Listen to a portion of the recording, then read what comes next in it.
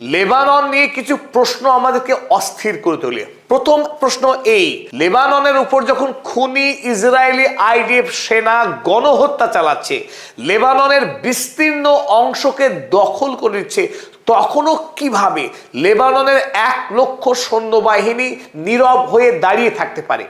লেবাননের সৈন্যবাহিনী তাদের দেশের সার্বভৌমত্ব রক্ষা করবার জন্যে কেন ইসরায়েলের বিরুদ্ধে লড়াই করে না? কেন আইডিএফ সেনার এই আগ্রাসনের প্রতিরোধ করে না? পৃথিবীর এমন তো কোনো দেশ নেই যে দেশের সেনাবাহিনী তাদের মাতৃভূমিকে রক্ষা করবার জন্য লড়াই করে না। লেবাননের 1 লক্ষ সৈন্যবাহিনী থাকা সত্ত্বেও তারা কেন প্রতিরোধ গড়ে তুলছে না ইসরায়েলের বিরুদ্ধে? Number 1 question. আর এখানে আরো একটি বিষয় লুকিয়ে রয়েছে। এই লেবাননকে রক্ষা করবার জন্য যারা প্রাণপণ লড়াই করে যাচ্ছে তারা নিঃসন্দেহে হেজবোল্লাহ গোষ্ঠী।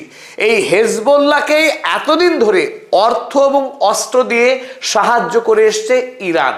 তাই ইরানের সাহায্যে যখন লেবাননের হিজবুল্লাহ এই গণহত্যাকারী ইসরায়েল রাষ্ট্রের বিরুদ্ধে রীতিমতো লড়াই করে আসছে, সেই লড়াইয়ে কিন্তু দেশের সেনাবাহিনী কোনোভাবেই অংশগ্রহণ করেনি। সাম্প্রতিক সময়ে ইসরায়েলের হিংসা ব্যাপক মাত্রা ছাড়িয়েছে, আর এই হিংসার বহর এতটাই যে গত 2 মাসেই ইসরায়েল লেবাননের 6,500-এরও অধিক মানুষকে নির্বিচারে খুন করেছে। আপনারা দেখতে পাচ্ছেন ইসরায়েল এই অঞ্চল আগে থেকেই দখল করে রেখেছিল প্যালেস্টাইনের। বর্তমানে এই যে লাল চিহ্নিত যে অংশ, লেবাননের এই বিস্তীর্ণ অংশ ইতিমধ্যেই দখল করে নিয়েছে এই আইডিএফ সেনারা। এই অঞ্চলে যত মানুষ বসবাস করতেন লেবাননের, প্রায় 15 লক্ষ মানুষকে তাদের গ্রাম এলাকা থেকে জোর করে বিতাড়িত করেছে এবং আকাশ থেকে মুহুর্মুহু বোমা বর্ষণ করে তারা খুন করেছে এই 6,500-এরও অধিক মানুষকে এই গত 2 মাসে। আকাশ থেকে বোমা বর্ষণের মাত্রা এতই বেশি যে তারা 3 লক্ষ বাড়ির ওপরে বোমা বর্ষণ করেছে। এই গোটা অঞ্চল এখন প্রায় মৃত্যুপুরীতে পরিণত হয়েছে, বসবাসের অযোগ্য হয়েছে। তো লেবাননে এত হিংসার পরেও লেবাননের সৈন্যবাহিনী নির্বিকার। আর এরই মাঝে আমরা একটা বড় নাটক দেখলাম। কেমন?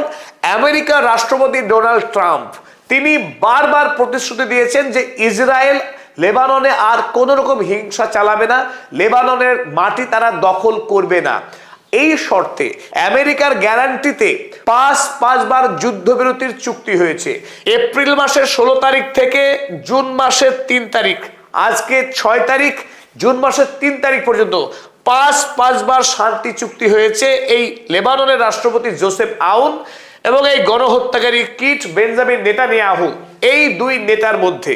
আর মাঝখানে ডোনাল্ড ট্রাম্প 5 বার যুদ্ধবিরতির চুক্তি স্বাক্ষরের পর 5 মিনিট যুদ্ধ থামেনি। এই বর্বর ইসরায়েল ধারাবাহিকভাবে লেবাননের উপরে গণহত্যা চালিয়ে আসছে। Not a single day without blood.